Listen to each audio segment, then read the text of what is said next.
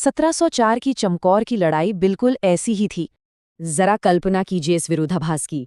एक तरफ गुरु गोबिंद सिंह जी के नेतृत्व में सिर्फ 40 सिख योद्धा जो भूखे प्यासे एक छोटी सी कच्ची मिट्टी की हवेली में डटे हुए थे, और उनके सामने कौन था? मुगलों की 10 लाख सैनिकों वाली एक विशाल और खूंखार सेना। मुगल सेनापति को लगा था कि ये तो बस 1 घंटे का खेल है, लेकिन उन 40 शूरवीरों ने मौत की आंखों में आंखें डालकर जो इतिहास रचा, वो सैन्य इतिहास में सच में बेजोड़ है। और इसी भयानक युद्ध के बीच एक ऐसा क्षण आता है जो किसी के भी रोंगटे खड़े कर दे।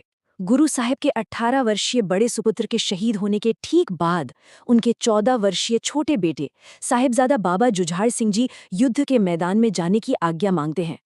उनकी ये बात, लड़ना नहीं आता मुझे पर मरना तो आता है, ये सिर्फ एक वाकया नहीं है। ये एक 14 साल के बच्चे की वो असाधारण बहादुरी और दृढ़ विश्वास है जहां वो अपने आदर्शों के लिए हंसते हंसते जान देने को तैयार था। अब बढ़ते हैं अपने दूसरे हिस्से की तरफ, राख से उठने का जज्बा। क्योंकि इतिहास सिर्फ शहादत का नहीं होता, बल्कि राख से दोबारा उठ खड़े होने का भी होता है। जब अहमद शाह अब्दाली ने पवित्र श्री हरमंदिर साहिब को तबाह किया और भयंकर कत्लेआम मचाया, तो उसे लगा कि बस सिखों की कहानी अब खत्म। लेकिन हुआ बिल्कुल इसका उल्टा।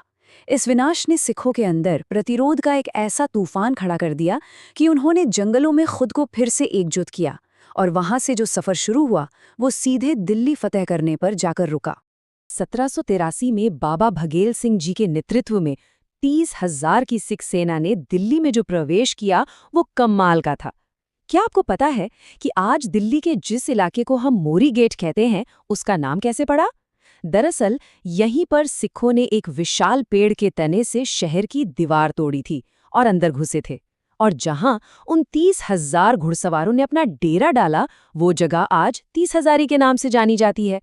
सबसे बड़ी बात, लाल किले पर कब्जा करने के बाद उन्होंने कोई कत्लेआम नहीं किया, बस मुगलों के अहंकार को तोड़ा। और ये जो कूटनीतिक जीत थी, वो अपने आप में अभूतपूर्व थी। सिखों ने समझौता किया कि उन्हें दिल्ली के टैक्स का 3.37% हिस्सा मिलेगा। अब आप सोचेंगे, इस पैसे का उन्होंने किया क्या?